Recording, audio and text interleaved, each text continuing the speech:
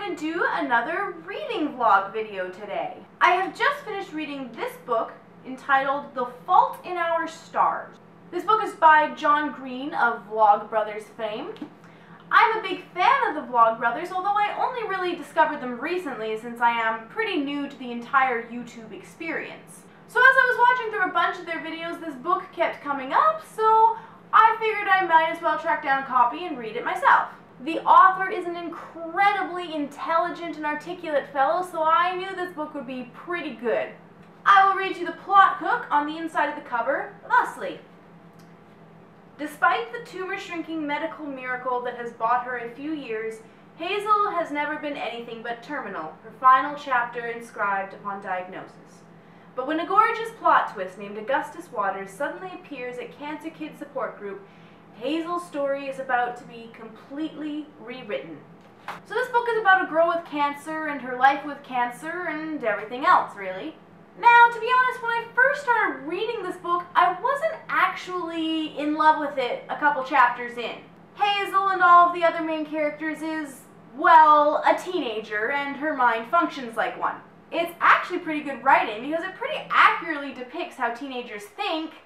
I just really don't like how teenagers think. They are pretentious and full of themselves and eager to prove to themselves and each other just how much adults don't get it. Now, I get it because who really has more right to be bitter and sarcastic than a teenager with cancer and a terminal diagnosis? But the problem is that this sort of attitude and behavior so often is portrayed as cool and hip, and that just irks me a little bit. But we've got what I didn't like about the book out of the way. And once again, I must remind that this is absolutely not a problem with the writing.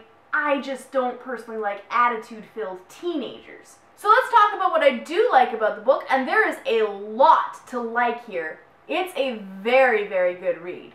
First of all, the characters grow and develop over the course of the book. Hazel may start out as an obnoxious teenager, but she definitely matures as the story progresses.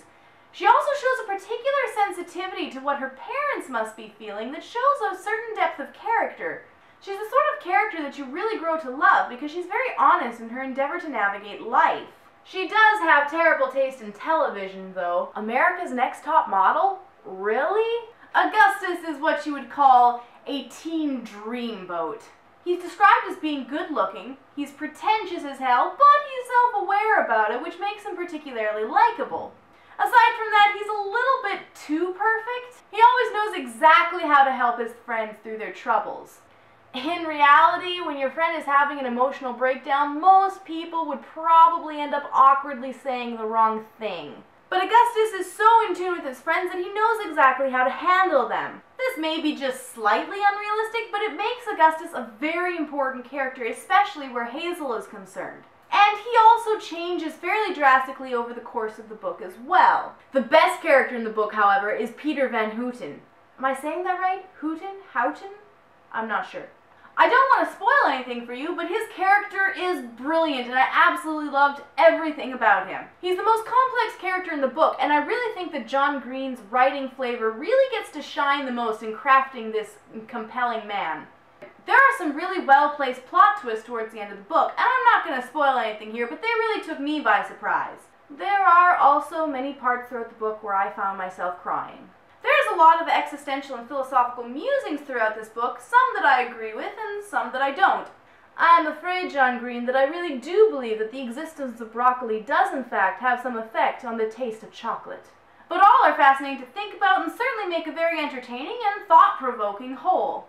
In the end, I really enjoyed this book. I really recommend this book as being a more honest look on life and suffering than I have read in a while, and I think that that honesty is this book's best asset.